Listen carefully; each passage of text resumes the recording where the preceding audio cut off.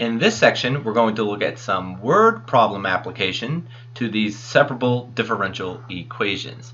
So let us begin. First off, it says the number of cells in a certain bacteria grow at a rate directly proportional to the existing number of cells in a population. There are 500 cells initially, and the number of cells doubles every 2.5 hours.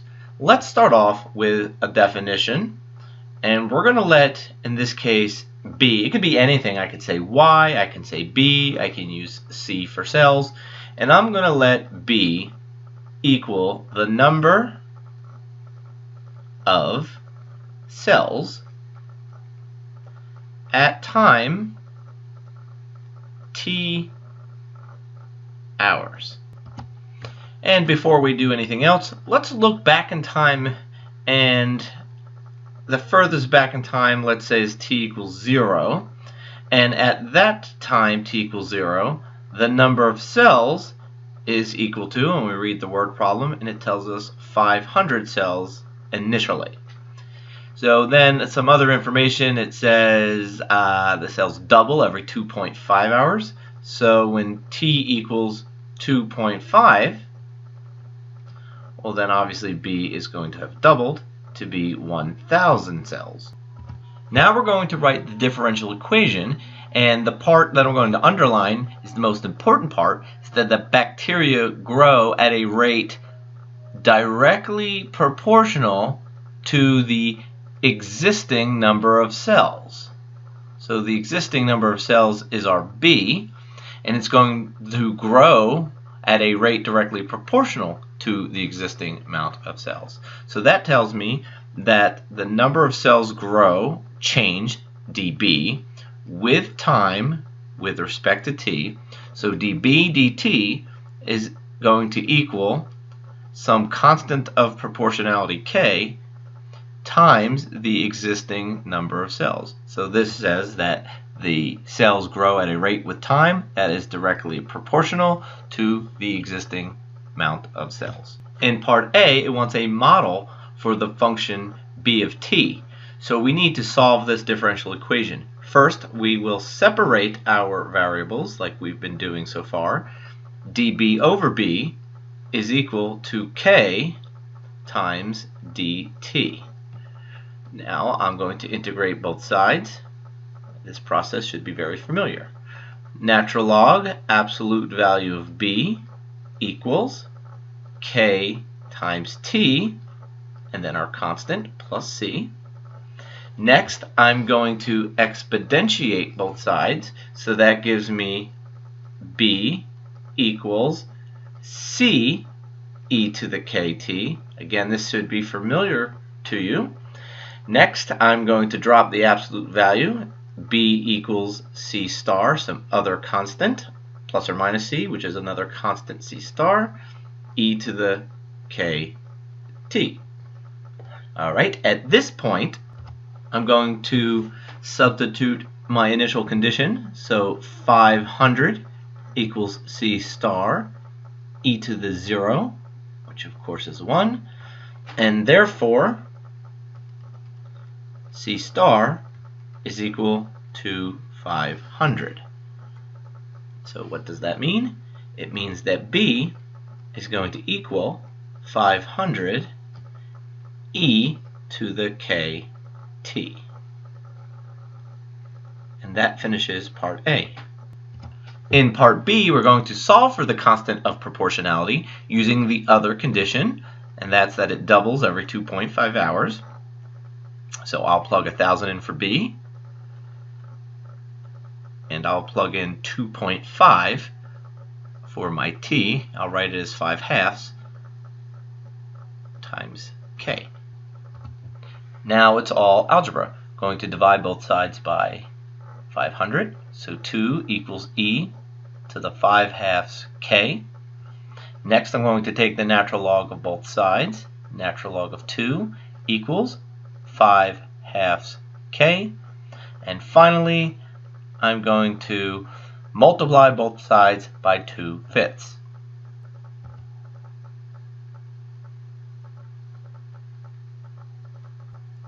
Now, as you become more familiar with these, you will be able to say that B equals 500 times 2 to the power of 2/5 t. And I recognize that you might not be there yet, so let me show you how I got this as an answer. I'll come back over with my equation here. So B equals 500 E, and then my K was 2, natural log of 2 over 5. That entire quantity was my K, followed by the T. Now I'm going to write this as 500 e to the natural log of 2 times 2/5 t. And that's simply rearranging my multiplication. And so now you could probably see here we have 500. This quantity here becomes 2, and then that's raised to the 2/5 t power. That's how we get our answer without using decimals. Part B also asks us to draw a quick sketch. So let's do that. This is my t-axis, and we're going to initially start at 500, and you see this is exponential growth. I'm going to dot dot dot over here because it really doesn't matter until we get to time 0, and then the number of cells are going to grow exponentially. I'll just label this here as 500, and I can label this as B, the number of cells. In parts C and D, we're simply using the formula and plugging it in. Part C, how many cells will there be after 10 hours? So B, after 10 hours, 500, 2 to the 20 over 5 power. I plugged in 10 for t, and so this is 500 times 2 to the power of 4, 500 times 16, 8,000 bacteria cells. Cool, and all that was done without a calculator. Part D, how long will it take the initial population to grow to 16,000 bacteria? So this time I have to substitute 16,000 in for bacteria, and we have to solve for the value of t. We're going to do this also without a calculator. First, I'm going to divide both sides by 500, which will give me 32 equals 2 to the 2/5 t power. Next, I'm going to take the natural log of both sides. So the natural log of 32 equals 2/5 t times the natural log of 2. And so 2/5 t is going to equal the natural log of 32 over the natural log of 2. Finally here, t equals 5/2, and the natural log of 32 can be written as the natural log of 2 to the power of 5 and over the natural log of 2, and then that is going to simplify to be 25 over 2 hours. See, I'm going to bring this 5 to the front, multiply it to the 5/2, and then the natural logs of 2 cancel out. Yay! Example number 2, Newton's law of cooling. The rate of change in temperature of water in a cup is directly proportional to the difference between the room's temperature and the actual temperature of the water. And then it gives some specific dimensions of the water after certain times. Like in the other example, let's start off with the definition. This time I'm going to let capital T equal the temperature in degrees Celsius of the water at time t minutes. Now, like in the other example, we're going to go back in time to something initially, or the farthest back we can, and let t equals 0. And when t equals 0, let's see what it says about the water. A cup of water with temperature 100 degrees Celsius is placed in a room. So we're going to call that initially. So when time is 0, the temperature is 100.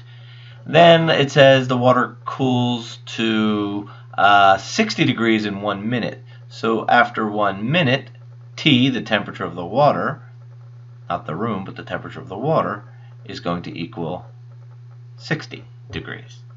Now for the critical part, it says that the water temperature is growing or changing, rate of change, and is growing directly proportional. That's going to tell me about a constant of proportionality, but it's directly proportional to the difference between two things, between the room's temperature and the actual temperature of the water.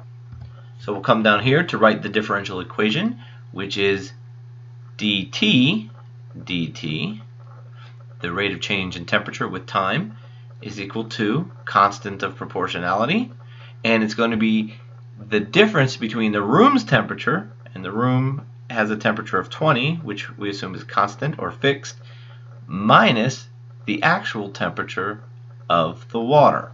So you should recognize this type of differential equation also. And then part A, like the other part A, is to solve the differential equation. So I'm going to separate the variables. dt over 20 minus t equals k times dt. You should know by now to integrate both sides. We want to be really careful with the left integral because of this. If we let u equal 20 minus t, du is going to have a negative. So we need to pull a negative out. Negative natural log 20 minus t in absolute value. That's going to equal k times t plus c. We're going to multiply or divide both sides by the negative. So natural log of absolute value is equal to negative kt plus c. You could argue it's minus c, but that's just another constant. And then what are we going to do next? Let's exponentiate both sides. So the absolute value of 20 minus t is equal to c e to the negative k times t. We get rid of the absolute value, 20 minus t. That's when we convert to our c star. Just stands for another constant. E to the negative k t. Okay, let's see here. I'm going to add the capital T to both sides, and then I'm going to subtract this quantity. So that's leaving me with t equals 20 minus the thing we called c star, e to the negative kt. All right, that needs a little bit more work. We need to solve for c star, so I'm going to use my initial condition. So 100 equals 20 minus c star e to the 0. That tells me, therefore, c star is equal to, let's see, careful with this, negative 80. So I'm ready to finish part A, which is t equals 20 minus a minus, so plus 80, e to the negative k times t. That finishes part A. Part B, let's solve for our constant of proportionality using the other condition. 60 equals 20 plus 80, e to the negative 1 for time, so negative k. Oh, we're going to subtract, and then we're going to divide. That's going to then have us take the natural log of both sides. Negative k equals natural log of 1/2. Let's get rid of the negative. So negative natural log of 1/2. That's going to be my constant of proportionality. My equation now will be t, and I'm going to simplify this fully. 20 plus 80, and this will reduce to positive 1/2 to the power of t. I'm going to go ahead and work that out again just as we're getting used to this. So t equals 20 plus 80 e to the negative, see this negative here, negative, and then k is a negative natural log of 1/2. So those negatives cancel out to be positive, and then I still have my t. So I can see that this quantity here clearly becomes 1/2, leading to the answer that I desire. Okay, I need to draw a quick sketch because the question calls for a quick sketch. We have our t-axis, and the temperature of the room is fixed, and if we put water in it, the temperature won't go past that. It started off higher. In this case, it started off at 100. We won't worry about what happened before that. And then once it got to start at 100, it started to decay, but then it reached this bound, and it's cooling to the 20 degrees that we started with of the room. Part C, temperature at time 2. So the temperature at time 2 is simply 20 plus 80, 1/2 to the power of 2, and that comes out to be, let's see, 20 plus 80 times a fourth, which is 20. So that comes out to be 40 degrees Celsius at time 2 minutes. Then in part D, we have to solve for what time will the temperature reach 25. So setting 25 to our temperature, 20 plus 80, 1/2 to the power of t. Subtract the 20, divide the 80. 5 over 80 equals 1/2 to the power of t. This here reduces to 1 over 16, which is 1/2 to the power of t. I can write 1/16 as 1/2 to the power of 4, which equals 1/2 to the power of t. Consequently, t equals 4 minutes. Awesome. Final example, the Burmy fish. The length of a Burmy fish, by the way, that's my last name, Vermel, and I made up this Burmy fish. There is no such fish. The Burmy fish. The length of a Burmy fish grows at a rate that is directly proportional to the difference between its theoretical maximum length of 12 and its actual length.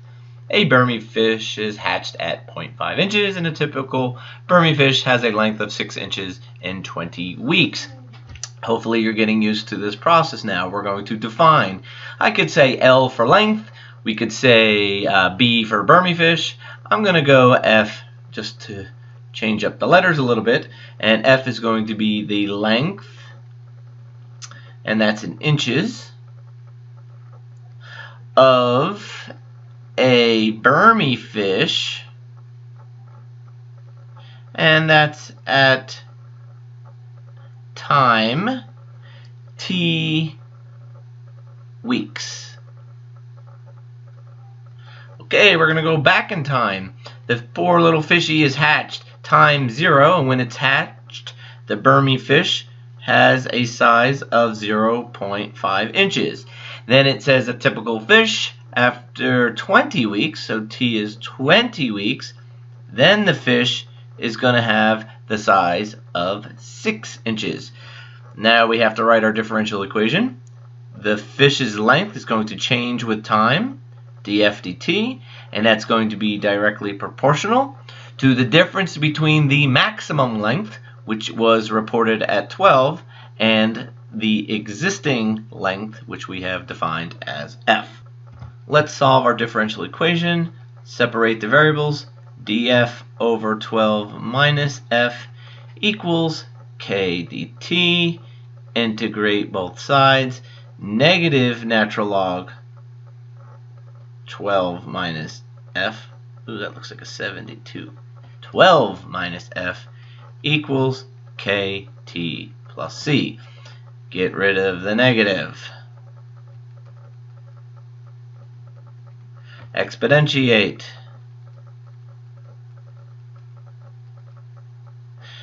Get rid of the absolute value.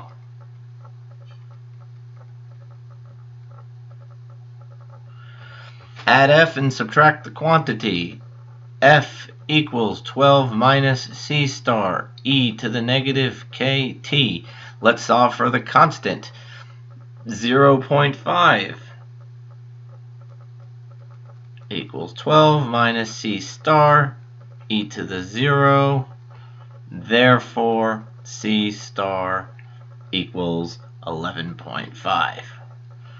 So our equation to finish off part A is the length of the fish is going to equal 12 minus 11.5 e to the negative kt. All right. Let's take a look at part B, where we have to solve for the constant proportionality. I think I'd like a little bit more room here. Bring it down here. So we'll use our condition. 6 equals 12 minus 11.5 e to the negative 20k. Subtract the 12, which is going to give us negative 6, equals a negative 11.5 e to the negative 20k. Divide both sides. So that's going to give me 6 divided by 11.5 e to the negative 20k. And let's see here. So that means k is going to equal the natural log of 6 over 11.5 divided by negative 20. I'm curious if you could take that k, plug it into the formula, and simplify it the way that it needs to be. I'm going to work it out here, but perhaps you're going to press pause to work it out yourself. Here I go. F equals 12 minus 11.5. Yuck. E to the negatives cancel out. Natural log of 6 over 11.5 over 20. T, the negatives cancel out there. So that's going to give me F equals 12 minus 11.5. Then the base is going to be 6 over 11.5. And that's going to be raised to the power of t over 20. Be careful here. Some people are tempted, it's staring at them, they're tempted to cancel out the 11.5s, but you, being wise and very good at algebra, realize that order of operations prevents that simplification. So we are done here. This is our equation. F equals 12 minus 11.5 times base 6 over 11.5 to the power of t over 20. Now, since I'm asking you to go without a calculator, some of these answers are going to be represented sort of ugly. So we want to know the fish's length after 50 weeks. So that has to be 12 minus 11.5 times 6 over 11.5, all to the power of 50 over 20, or 5 over 2. I'm not simplifying that, so that is my answer, and that is in inches. Part D, I also encourage you to try this one out. It's going to be ugly answer. We have to figure out when the length of the fish is going to be 9. So work it out. Press pause. Work it out. Work it out, as they say in Canada. Alright, 6 over 11.5 to the t over 20. What am I going to do? I'm going to subtract the 12 both sides and then divide by negative 11.5. So that's going to give me 3 over 11.5 equals 6 over 11.5 to the power. I prefer to do the natural log of both sides, and then I need to multiply both sides by 20. So this is going to give me, well, I'll write it, t over 20 equals the natural log of 3 over 11.5 divided by the natural log of 6 over 11.5. So my final answer, as ugly as it might be, is 20 times that quantity. And we will leave it an ugly mess. Now there are other ways to solve this that might look a little different. You may have a strange base, like perhaps log base 6 over 11.5 of 3 over 11.5. That's okay, but I do prefer it in the natural log state. So t equals that ugly number, and that is the number of weeks. Before we close this out, it looks like in part B I forgot to do the quick sketch, so I'll do that now. Okay, we always have a t-axis. We have our starting amount. In this case, starting amount is 0.5. And so the fish is going to grow, but it can't grow past its maximum, and this is labeled as 12. So in this case, theoretically, see this dot, dot, dot, the fish is never going to be negative inches. That's why we put the dot, dot, dot there. But it is going to grow. It's a bounded growth. It keeps growing, and then it grows asymptotically towards 12. Suppose in theory the fish will never reach 12. If I were to ask the question here, where will the fish equal 12? I'd have 12 in for f, I'd end up equaling 0, and I would never be allowed to get there. So in theory, we never reach the maximum, hence the asymptotic graph that we showed here. I can label this f. The end.